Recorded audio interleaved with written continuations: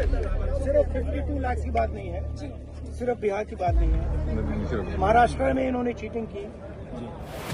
हमने सवाल पूछे इलेक्शन कमीशन से, वोटर लिस्ट दिखाइए, इन्होंने वोटर लिस्ट नहीं दिखाई। हमने कहा कि वीडियोग्राफी दिखा दीजिए, वीडियोग्राफी का कानून बदल दिया। 1 करोड़ नए वोटर्स आए थे महाराष्ट्र में और इलेक्शन चोरी किया। कर्नाटक में हमने रिसर्च किया थोड़ी, कर्नाटक में हमने भयंकर चोरी पकड़ी। मैं ब्लैक एंड व्हाइट में आपको दिखाऊंगा, इलेक्शन कमीशन को दिखाऊंगा। नमस्कार, मैं नित्यानंद शर्मा।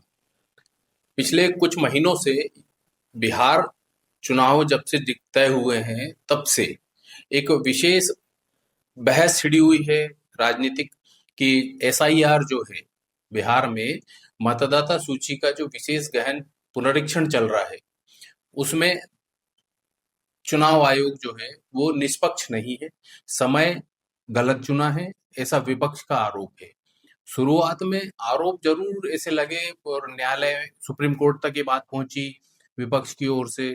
चुनाव आयोग ने अपने स्टैंड रखा। राहुल गांधी जो है विपक्ष के नेता हैं, इन्होंने इस बात को गंभीरता से उठाया कि ये जो हो रहा है एसआईआर ये गलत तरीका है, ऐसे नाम काट देना किसी का, ये सारी बातें उनने काफी गंभीर आरोप भी लगाए और यहाँ तक बढ़ गए कहते कहते कि उनके पास एटम बम है चुनाव आयोग के लिए, वो जिस दिन विस्फोट करेंगे भारी नुकसान होगा, तबाही होगी, जो भी है वो सारी बातें आ चुकी हैं सामने। लेकिन इसमें थोड़ा सा एक विचार जो बनता है वो थोड़ा अलग बनता है, एक सोच बनती है जो कि चुनाव आयोग मतदाता सूची में पुनरीक्षण बिहार में जब कर रहा है तो उसके ऊपर जो विपक्ष के सबसे पहले आरोप है कि वोट चोरी हो गई। अभी जो प्रेस कॉन्फ्रेंस हुई राहुल गांधी की उसमें उन्होंने सबसे बड़ा आरोप लगाया कि वोट चोरी हो रहा है।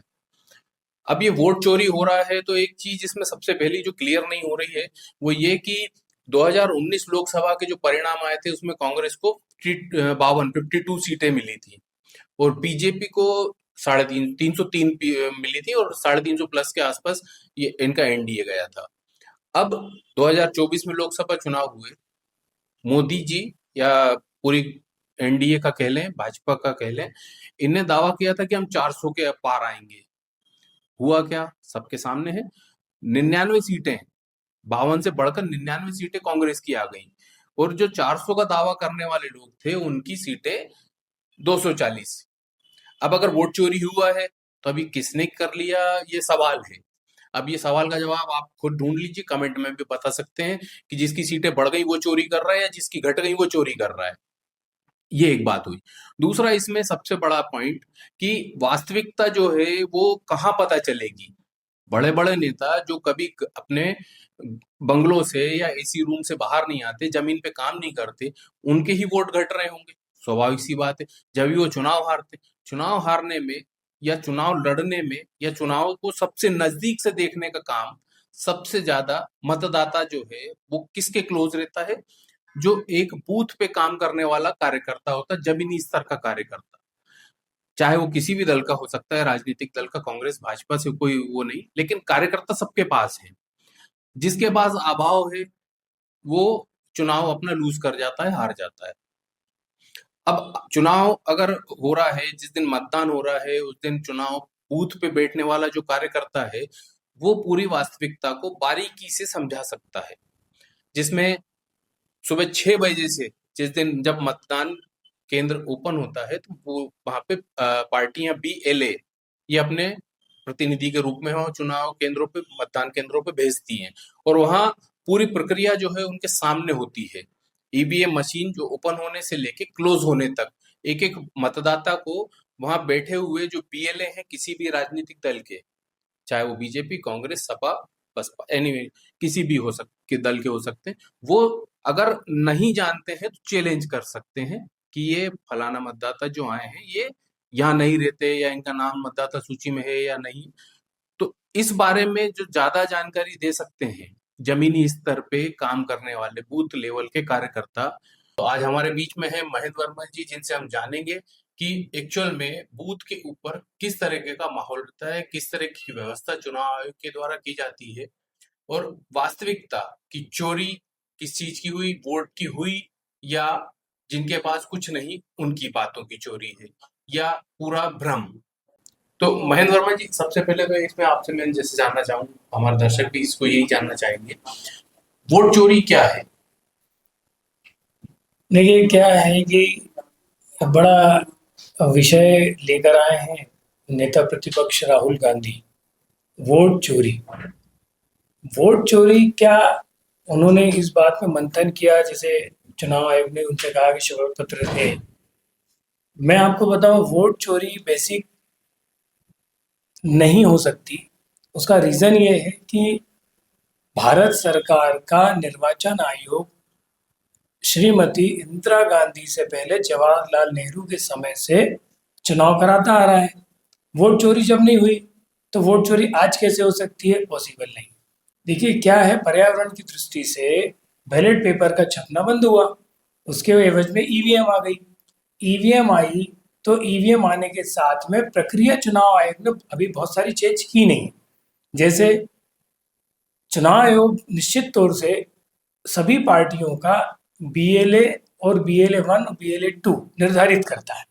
उससे ये निर्धारित करता है कि अपने को कौन से क्षेत्र में किस व्यक्ति को लेना है। बीएलए 1 बीएलए 2 का काम भी बड़ा सटीक होता है। बीएलओ और बीएलए दोनों में अंतर है। एक निर्वाचन आयोग की ओर से आता है बूथ लेवल ऑफिसर, पार्टी की ओर से बनता है बूथ लेवल एजेंट। दोनों हो गए बीएलओ और बीएलए। अब बीएलए को जानकारी बीएलओ देता है कि आज हम आपके क्षेत्र में 100 मकान हैं, उस मकान का सर्वे करके और वोटर लिस्ट का पुनर्निरीक्षण करने वाले हैं। तो उसमें होता क्या है कि बीएलओ के साथ में जो भी पार्टी के पास में बूथ अध्यक्ष या बूथ का कार्यकर्ता होगा वो बीएलओ के साथ जाता है, प्रत्येक घर में जाता है, क्योंकि उसको जानकारी होती है ये इनकी चाची है, ये इनकी मम्मी है, ये इनके पापा है, ये इनकी बहन है, ऐसे करके। तो वोटर लिस्ट का हर साल चुनाव के पहले, साल भर पहले, 6 महीने पहले जहां जैसी स्थिति होती है उसका वोटर लिस्ट का पुनर्निरीक्षण किया जाता है। माननीय देश के प्रधानमंत्री जवाहरलाल नेहरू के समय की वोटर लिस्ट आज राहुल गांधी के समय पर नहीं चलाई जा सकती। कारण क्योंकि निश्चित तौर से जो 60 वर्ष की आयु होगी, दुर्घटना होगी, कई लोगों की मृत्यु हो गई होगी, सरकारी मकान में रहने वाले अपना मकान छोड़ के चले गए होंगे, और ऐसे ही बहुत सारी प्रक्रिया होती है। सामान्यतः जीवन में होता है, आज आदमी यहाँ है, कल कहीं और चला गया, नौकरी मानी या धंधा करने वाले हैं, बिल्कुल ट्रांसफर हो गया, बिल्कुल। तो उसमें अगर ये हम प्रक्रिया को निर्धारित करते हैं और वो एक वोटर लिस्ट तैयार होती है, चुनाव आते हैं, चुनाव के पहले 2 महीने, 4 महीने, 5 महीने पहले जो भी होता है वोटर लिस्ट का एक सूची जारी कर दी जाती है, सभी पार्टी के अध्यक्षों को सौंप दी जाती है कि अगर आपको इसमें किसी प्रकार की दिक्कत है तो आप एक पंचनामा बनाकर कि इस परिवार में 200 लोगों के नाम जुड़े हुए हैं, आप पंचनामा बना के ले आइए और उस मकान का सर्वे निर्वाचन आयोग एक अपने बूथ जो ऑफिसर जो जिस क्षेत्र के लिए निर्धारित किया गया है वहाँ के बूथ क्षेत्र के साथ में वहाँ का जो सीईओ होता है वो साथ जाता है और उस घर का परीक्षण करता है। अगर वहाँ 100 मतदाता पाए जाते हैं तो वेरी गुड, और अगर 100 मतदाता नहीं पाए जाते हैं तो वहाँ जितने लोग नहीं मिलते आसपास के लोगों से उसके बारे में सर्वे करके उनके नाम हटा दिए जाते हैं। अब माननीय राहुल गांधी जी को इतना ज्ञान नहीं है, देश के नेता प्रतिपक्ष है, उनको ये किसने ज्ञान दिया कि वोट चोरी हो रहे हैं? जी देखिए क्या होता है, वोट गलत तो डल सकते हैं, वो भी तब गलत डल सकते हैं जब सभी पार्टी के बूथ का कार्यकर्ता जो अंदर टेबल पे बैठा हुआ है उसकी सहमति के बिना कोई फर्जी मतदान नहीं कर सकता। एक बात यही में एक सवाल और था मेरा इस पे जी, जो बूथ के अंदर जिस टाइम मतदान होता है, आपने तो इस प्रक्रिया को पूरा अच्छे से देखा होगा कई वर्षों से, लगभग मेरे को जो अंदाजा है आपको 25 साल से ऊपर हो गया इस काम को देखते हुए, बूथ का जो मैनेजमेंट होता है चुनाव के दिन ये आपको देखते हुए, तो ये जब जिस दिन वोटिंग हो रही है उस दिन अंदर बूथ के अंदर जब किसी भी पार्टी के तो जो भी वहां पर प्रमुख राजनीतिक दल हैं जो चुनाव लड़ रहे हैं प्रत्याशी की ओर से बीएलओ जब बैठते हैं तो वो किसी भी दल के हों, चाहे एक दल हो, दो दल हो या पांच दल हो, उनके अंदर बैठते हैं और वो ये चिन्हित करते हैं कि इस बूथ पर जो नाम मतदाता सूची के अंदर आए हैं वही लोग वोट डाल रहे हैं। तो अगर देखिए, वही है, नित्यानंद जब जी, वहां पे वो जस्टिफाई कर सकते हैं दोनों बैठ के, तब चोरी क्यों नहीं पकड़ी? नित्यानंद जी, मैं आपको थोड़ा सा आपकी बात को टूटते हुए आपको बताऊं, जो मान लीजिए एक बूथ का उदाहरण देता हूं आपको कि बूथ नंबर 154 में उस चुनाव के दौरान 10 10 प्रत्याशी खड़े हुए हैं। जी। वहां पर बीएलओ नहीं होगा। बीएलओ का एक टेबल, एक कुर्सी और एक टेंट 100 मीटर के दायरे के अंदर निर्वाचन आयोग लगवाता है जनता की सुविधा के लिए। अब हमारा 100 जो बूथ नंबर 154 हमने कहा, उस 54 में 10 प्रत्याशियों के बूथ एजेंट अंदर बैठते हैं। निर्वाचन आयोग ने अगर मान लीजिए महेंद्र वर्मा नित्यानंद शर्मा का वोट डालने गया है, तो 10 प्रत्याशियों के पास में चैलेंज करने के लिए एक फॉर्म दिया जाता है, जो एक विधिवत एक ट्रेनिंग होती है निर्वाचन आयोग की, जो बूथ लेवल ऑफिसर और बूथ लेवल एजेंट को दी जाती है। और ये ट्रेनिंग पिछले 3 महीने पहले, चुनाव से 3 महीने 6 महीने पहले कर दी जाती है। झंझट ये है कि जिस पार्टी के पास में बूथ लेवल एजेंट नहीं होंगे, वो किसी भी प्रकार से नित्यानंद जी फर्जी मतदाता को चैलेंज नहीं कर सकता। एक मतदाता सूची में निर्वाचन आयोग का मानना है कि एक निर्वाचन सूची के अंदर मैक्सिमम और मिनिमम कम से कम 2000 वोट हो या 2000 के आसपास के वोट होना चाहिए। कारण कि इतने सुबह 7 बजे से लेकर 5 बजे तक अगर नियमित मतदान होता रहे, मतलब लगातार अगर मतदान चल रहा है, तो 2000 मतदाता वोट डाल सकते हैं, जो हमारे देश के अंदर पॉसिबल है भी और नहीं भी, क्योंकि हमारे यहाँ का मतदाता जागरूक नहीं है। तो 2000 मतदाताओं में से 1800 या 700 मतदाता ही वोट करने जाते हैं। बाकी समय पर वहाँ जो टीम बैठी होती है वो बैठी होती है। मैं आपकी जो बता रहा हूँ आपको बहुत गंभीरता के साथ और अपनी बात को बिल्कुल तोल मोल के बोल रहा हूँ कि किसी भी परिस्थिति में मतदान जो होता है वो अगर हमारा हो गया है, उस लेवल पे हमको अगर कहीं जाना भी है, वोट डला हुआ है, ईवीएम में डल गया है, तो ईवीएम की प्रक्रिया भी बहुत निश्चित है कि ईवीएम की प्रक्रिया सुबह पूरा ईवीएम को जीरो किया जाता है। 10-10 वोट, यही जानना चाह रहा था इसके बारे में। 10-10 वोट जो है सभी प्रत्याशियों से डलवाए जाते हैं। पूरे वोट डलने के बाद उनकी काउंटिंग की जाती है कि 10 ने वोट डाले तो टोटल हुए 100 वोट।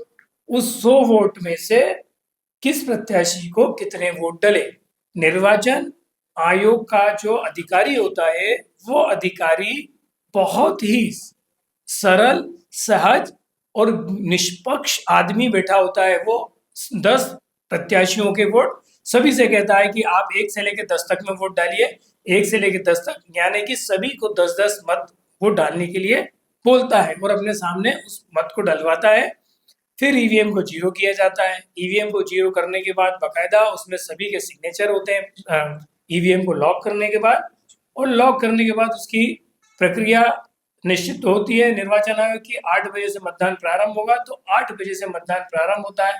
सारे बीएलए बैठे होते हैं, वोटर लिस्ट होती है। और सबसे अच्छी बात नित्यानंद जी, एक और बताऊं आपको, निर्वाचन आयोग माननीय नरेंद्र मोदी जी के प्रधानमंत्री बनने के बाद इतना सख्त हो गया है, इतना सख्त कि फर्जी मतदान करने की हिम्मत तो कोई जुटाता ही नहीं है, एक बात। दूसरी बात, अगर कोई फर्जी मतदान करने आ गया है और बूथ लेवल एजेंट ने अगर उसको चैलेंज कर दिया है, तो निश्चित तौर से उसको सजा होना भी पक्का है। आज कहीं पे भी देखिए आप, ये बिहार के मुद्दे को लेके जो कह रहे हैं बार बार एक चीज आ रही है। देखिए, पार्टी कोई भी हो, मैं इस भारत देश का नागरिक हूँ, कई साल से बूथ के अपने एजेंट के रूप में अपनी भूमिका निभा रहा हूँ भोपाल शहर में। तो मुझे भी इतना बहुत अच्छी से याद है कि कांग्रेस के जमाने पर कोई भी नेता अंदर घुस के आ जाया करता था और धक्का मुक्की करके वोट डालने के लिए जबरदस्ती जिद किया करता था। उस समय कोई इस बात को मानने के लिए तैयार नहीं हुआ करता था कि साहब क्या है और क्या नहीं है। जिनको जैसी आदत पड़ी होती है ना, उसको वैसा दिखाई देता है। सावन के अंधे को सब जगह हरा हरा ही दिखाई देता है। ये मेरा ऐसा मानना है। जी, सही कहा आपने। ये सारी बातें जो बारीकियां हैं, जो जमीन की हैं, वो आपने अभी बताई। इसमें आपने वो प्रक्रिया का भी उल्लेख किया है जो चुनाव के दिन ईवीएम मशीन चेक कराना, जो अभी तक ईवीएम के ऊपर आरोप लगाए जा रहे थे, उस प्रक्रिया को भी समझा दिया कि ईवीएम किस तरीके से चेक कराई जाती है। और मैंने ये भी बताया था कि पूछने की था मेरा कि आपने एक ईवीएम जब शुरू में वोटिंग के पहले की प्रोसेस होती है, इसका तो उल्लेख किया भी आपने। आखिरी में जब मतदान समाप्त हो जाता है, जो 5 बजे तक का समय रहता है, या ठंड के दिनों में 6 बजे उसका रहता है कि सुबह जल्दी ना करके 8 बजे से 6 बजे तक का रहता है। तो 6 बजे जब ईवीएम क्लोज की जाती है, मतदान पूरा हो जाता है, जितने मतदाता पोलिंग बूथ पे पहुंच गए, उनने अपना मतदान किया। इसके बाद का भी जो प्रोसेस होता है, उस पर भी एक नजर डालें आप। देखिए नित्यानंद जी, क्या होता है कि निर्वाचन आयोग, मैंने पहले ही आपसे एक बात दोहराई थी कि इसकी विधिवत एक ट्रेनिंग दी जाती है। बीएलओ को, निर्वाचन अधिकारी को, सभी को ट्रेनिंग होती है। बी मतलब इसमें बूथ लेवल एजेंट भी होते हैं पार्टी के। जी। क्या होता है कि देखिए, ईवीएम तो हमारी शुरू में पूरी चेक हो गई कि सभी को वोट मिले कि नहीं मिले, बैटरी क्या है। अभी कई बार ऐसा विषय उठकर आया कि साहब बैटरी 100% कैसे दिखा रहा है। क्या होता है, ईवीएम जब लगती है तो साथ में कई जगह पर ईवीएम की बैटरी लो ना हो, इसीलिए निश्चित तौर से उसको पहले सब तैयारी करके रखा जाता है। मतदान के दिन जो पहले चेक करा दी जाती है। आखिरी में मतदान समाप्त हुआ, मतदान समाप्त होने के बाद मतदाता अंदर नहीं जा सकता, लेकिन जब तक ईवीएम पूरी तरीके से बॉक्स के अंदर पैक ना हो जाए तब तक बूथ लेवल, हाँ, जिसको सील करना कहते हैं, बूथ लेवल का एजेंट बाहर नहीं जा सकता किसी भी पार्टी का, चाहे उसको कितना जरूरी काम क्यों ना हो। कारण है उसका कि वहां पर बैठा हुआ जो हमारा बूथ का जो निर्वाचन का अधिकारी है, जो पीठासीन अधिकारी आया हुआ है, वो 10 प्रत्याशियों के एजेंट को बाकायदा सील कर बैलेट ईवीएम को पैक करता है बॉक्स के अंदर। सभी के सिग्नेचर कराए जाते हैं। सिग्नेचर करने के बाद बाकायदा उसमें चपड़ा लगाया जाता है। चपड़ा लगाने के बाद जब सबको सर्टिफिकेट दे दिए जाता है कि 1000 में से 700 वोट डल गए और 700 वोट ये डले हुए हैं, 700 में से 350 महिला थी, 350 पुरुष थे, ऐसे टोटल वोट इतने आ गए। और इसमें शासकीय वोट जो बैलेट के माध्यम से डल चुके हैं, यहाँ तक कि इसका भी उल्लेख वो कर देते हैं कि बैलेट के माध्यम से इतने वोट पहले डल चुके हैं और इसकी संख्या इतनी।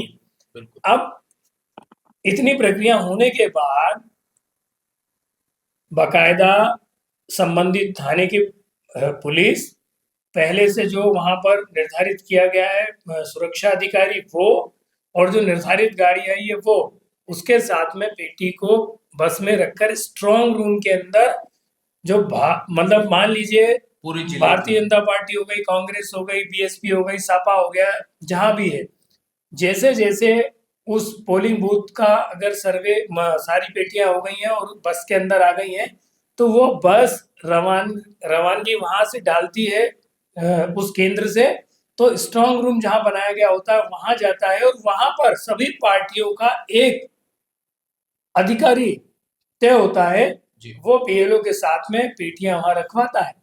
ये निर्वाचन आयोग ने बहुत सुगमता के लिए हर प्रत्याशी को निर्धारित कर रखा है कि आप नहीं पहुंचे लेकिन आपका एक व्यक्ति वहां पर हो।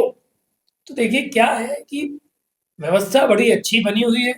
ये कहना कि साहब वोट चोरी हो रहे हैं, देखिए कार्यकर्ता नहीं है इसलिए वोट चोरी दिखाई दे रहा है, कार्यकर्ता नहीं है इसीलिए ये बात समझ में आ रही है कि साहब बिहार विधानसभा में ये सब घटनाक्रम दिखाई दे रहा है।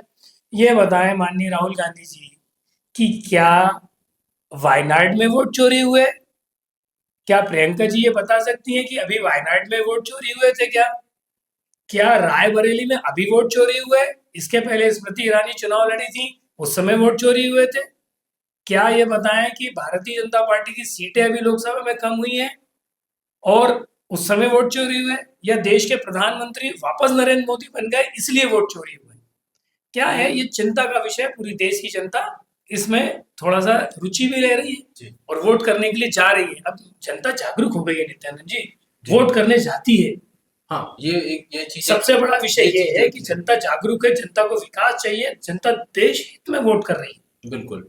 इस पे अपन फिर एक बार और बैठेंगे और इस पे लंबी बातचीत हो सकती है। आज के विषय में जो मैं आपको बताने के लिए महेंद्र वर्मा जी को जिस विषय के लिए बुलाया था, उनने एक विषय पर, एक विषय के एक बिंदु पर अपनी बारीकी से जो उनका ज्ञान था उसके ऊपर बताया, जो उनका अनुभव था उसको बताया कि जिस दिन वोटिंग होती है उस दिन पहले समय से आखिरी समय तक मतदान पेटी को, ईवीएम को किस तरीके से पहुंचाया जाता है। ये सारी प्रक्रिया सरलता से समझाई। इसमें अब जो इस विषय को, आप इस वीडियो को जब पूरी तरह से सुनेंगे तो आपको एक भी मेरे हिसाब से डाउट नहीं बचेगा कि वोट चोरी हो रही है या जिनके पास वोट बचे ही नहीं, वो इस तरीके के सिर्फ आरोप लगा रहे हैं, वो भी झूठे। मेरे साथ और महेंद्र वर्मा के साथ बने रहने के लिए धन्यवाद। धन्यवाद। नमस्कार।